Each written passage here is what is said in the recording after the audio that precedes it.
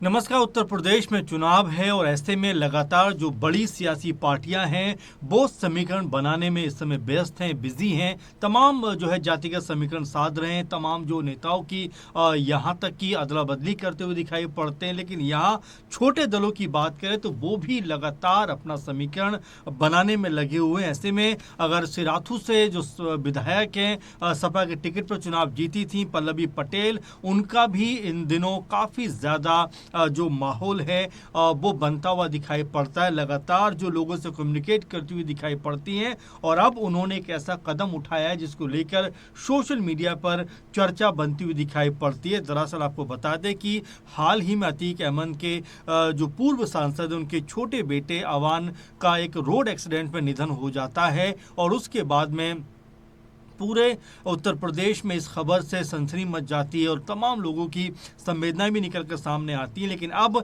यह जो अतीक अहमद के घर पे पल्लवी पटेल पहुंचती हैं और पहुंचकर जो परिवार के सदस्य हैं उनके साथ में वक्त बिताती हैं, बातचीत करती हैं और कहीं ना कहीं सांत्वना देने का प्रयास करती हुई दिखाई पड़ती हैं। लेकिन ऐसे में जब सोशल मीडिया पर अपना एक वीडियो जारी करती हैं, जब वो अतीक अहमद के परिवार से मिलती हुई दिखाई पड़ी थी, उस वक्त वो लिखती हैं और वहाँ पर उनको यानी अतीक अहमद को उन्होंने मरहूम पूर्व सांसद लिखा। इसके बाद में लगातार सोशल मीडिया पर लगा ये खलबली मच रही है कि आखिर इतना सॉफ्ट कॉर्नर पल्लवी पटेल के मन में कैसे आ गया, कैसे वो जो है अतीक अहमद को पूर्व सांसद लिखती हुई दिखाई पड़ रहे हैं। क्योंकि अगर हम मीडिया की कवरेज देखें, जब उनके बेटे यानी अवान जो अहमद की मौत हो गई थी, उसके बाद जो सोशल मीडिया पर खबरें आई उसमें उनको माफिया जैसे शब्दों का इस्तेमाल किया गया और लगातार लगभग सभी मीडिया ने उनको माफिया शब्द से ही कहीं ना कहीं जो उनके नाम के साथ में जोड़ा।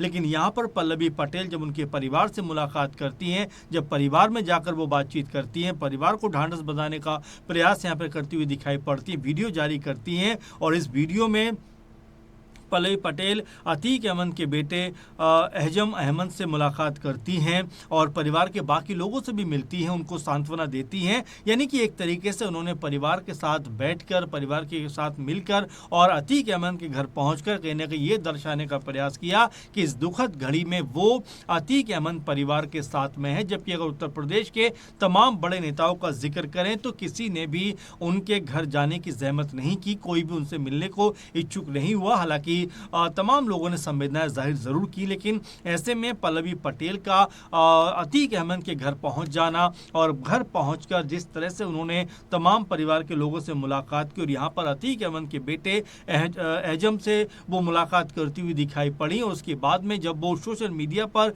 अपने मिलने को लेकर एक पोस्ट जारी करती है तो उसमें जिस तरह से उन्होंने यहाँ पर जो अतीक अहमद के लिए शब्द का इस्तेमाल किया वो काफ़ी ज़्यादा चर्चाओं में बन रहा है। क्योंकि उन्होंने आम मीडिया की तरह अतीक अहमद के साथ में माफिया जैसा शब्द नहीं जोड़ा, बल्कि उन्होंने लिखा कि मरहूम पूर्व सांसद अतीक अहमद, और इस तरह का उन्होंने जो जिक्र करके कहीं ना कहीं अतीक अहमद के प्रति अपनी जो भी ये कहा जा सकता है कि अपना सम्मान जाहिर किया। क्योंकि अब वो दुनिया से चले गए तो इस नाते भी हो सकता है कि उन्होंने इस तरह के शब्द का इस्तेमाल किया। लेकिन मीडिया में लगातार अतीक अहमद के शब्द के साथ में माफिया, गुंडा जैसे शब्दों का प्रयोग किया गया। लेकिन इससे अलग हटकर जो सिराथू से विधायक है पल्लवी पटेल, उन्होंने यहाँ पर अपना जो कह सकते हैं कि संवेदना है, अपनी जो श्रद्धांजलि है अतीक अहमद के बेटे के लिए दी है और यहाँ पर उन्होंने उनको ना सिर्फ बाहुबली कहा,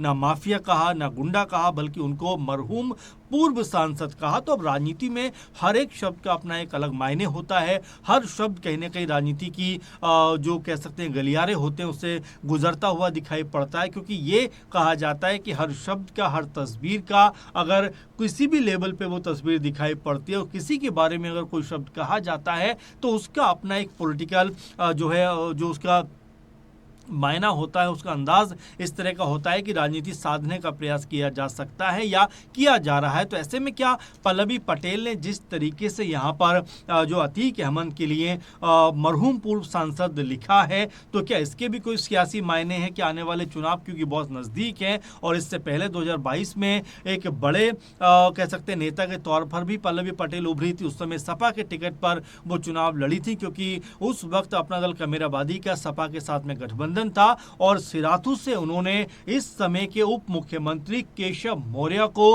हरा दिया था। तो ये पल्लवी पटेल हैं जिनको बिल्कुल हल्के में लिए जाने की जरूरत नहीं है राजनीति के लिहाज से देखें, क्योंकि उन्होंने केशव प्रसाद मौर्य जैसे बड़े नाम को हराया था। और ऐसे में अब जब चुनावी माहौल बनता हुआ दिखाई पड़ रहा है, तमाम तरह से चुनावी रण अब सजने लगे हैं, बिगुल बजते हुए दिखाई देते हैं, तो क्या पल्लवी पटेल कोई बड़ा प्लान लेकर उतरने वाली? क्योंकि 2024 में भी वो चुनाव में उतरी थी और उस समय समाजवादी पार्टी के साथ में उनकी जम नहीं पाई थी। इसके बाद वो ओवैसी के साथ में गठबंधन करती हैं, एआईएम के साथ में गठबंधन करती हैं, लेकिन उनको कोई सफलता यहाँ पर नहीं मिलती। लेकिन इन दिनों जिस तरीके से पल्लवी पटेल का सॉफ्ट कॉर्नर दिखाई पड़ता है समाजवादी पार्टी के प्रति और जिस तरह से उनका रुख नजर आता है कि क्या वो एक बार फिर सपा के साथ में मजबूती के साथ चुनाव में उतर सकती हैं। और इसके अलावा जिस तरह से वो अतीक अहमद के घर पे पहुंच जाती हैं, उनके बेटे का जिससे निधन हुआ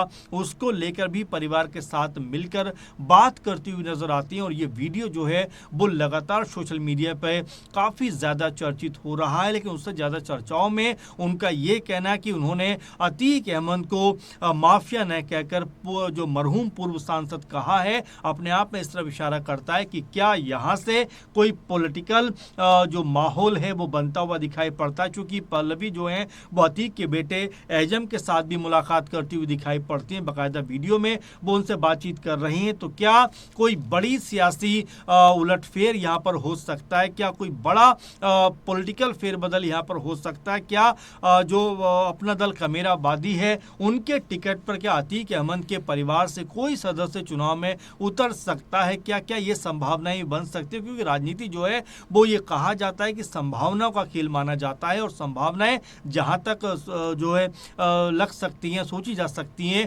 वहां तक पॉसिबिलिटी बनती हुई दिखाई पड़ती है। तो क्या ये माना जाए कि पल्लवी पटेल का अतीक अहमद के घर जाना, परिवार को सांत्वना देना तो एक मानवीय पहलू है ही, लेकिन इसके अलावा क्या कोई पॉलिटिकल उनका कोई इसमें हित भी दिखाई पड़ता है? क्या राजनीतिक तौर पर भी वो अतीक अहमद के परिवार को आगे बढ़ाती हुई दिखाई पड़ सकती है? क्योंकि उनकी भी पार्टी है और वो अपना दल कमेराबादी की नेता है और इसी मकसद के तहत ये भी कहा जा रहा है कि अतीक अहमद घर पहुंचना, उनके परिवार को सांत्वना देना और अतीक अहमद को पूर्व यानी मरहूम पूर्व सांसद लिखना इस तरफ इशारा जरूर करता है कि पल्लवी पटेल हो सकता है आने वाले दिनों में कोई राजनीतिक तौर पर बड़ा ऐलान करती हुई दिखाई पड़े। और क्या इसमें अतीक अहमद के परिवार की भी कोई भूमिका रह सकती है? अपने आप में चर्चाओं का विषय उत्तर प्रदेश में बनता हुआ दिखाई पड़ता है, क्योंकि अब उत्तर प्रदेश के हिसाब से अगर देखें तो राजनीतिक माहौल बनता हुआ नजर आता है। तमाम जो पॉलिटिकल पार्टियां हैं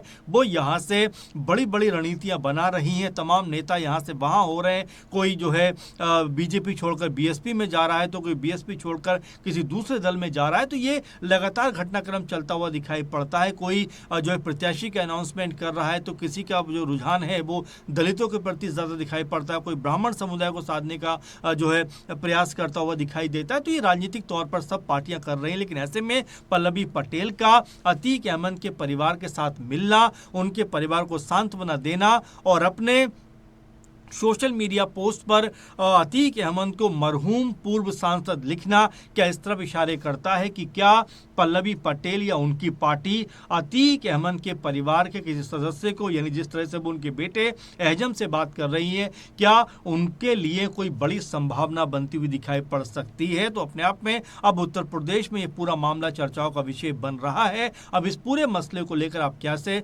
देखते हैं, क्या सोचते हैं? पल्लवी पटेल का अतीक अहमद के घर पे जाना और उनको मरहूम पूर्व सांसद लिखना क्या बताता है? कमेंट करके जरूर आप बताइए। फिलहाल के प्रोग्राम में बस इतना ही। आप लगातार जुड़े रहें, लगातार कमेंट करते रहें। नमस्कार।